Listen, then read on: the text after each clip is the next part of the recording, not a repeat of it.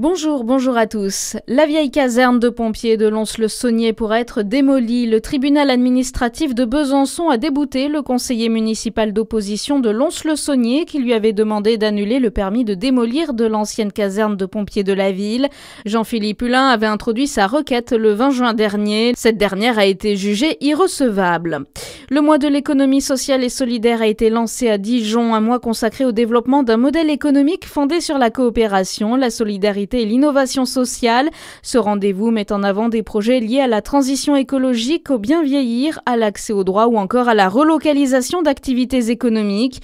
Il commence par la grande collecte solidaire des jouets qui donne une seconde vie aux jouets inutilisés.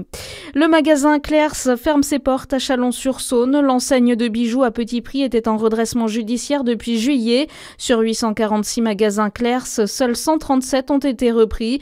La boutique de la galerie marchande à Chalon va donc fermer ses portes le 13 novembre. Les 3 salariés seront licenciés économiques. La circulation perturbée quai de Strasbourg à Besançon. Grand Besançon Métropole entreprend des travaux de réfection des trottoirs. Ils se dérouleront jusqu'au 30 novembre. Ces travaux constituent la première action du plan piéton qui vise à développer la pratique de la marche sur le territoire. La circulation et le stationnement seront impactés. Dans votre actualité également, Chine ne vend plus aucun produit illicite et échappe pour l'heure à une suspension en France. Annonce du gouvernement tout en soulignant que les procédures judiciaires à l'encontre de la plateforme continuent. Sans les nommer, le gouvernement assure par ailleurs que d'autres plateformes seront visées dans les prochains jours. Du foot, le Stade Rennais confirme son retour en forme et enchaîne un deuxième succès après sa victoire 1-0 hier soir face au Paris FC.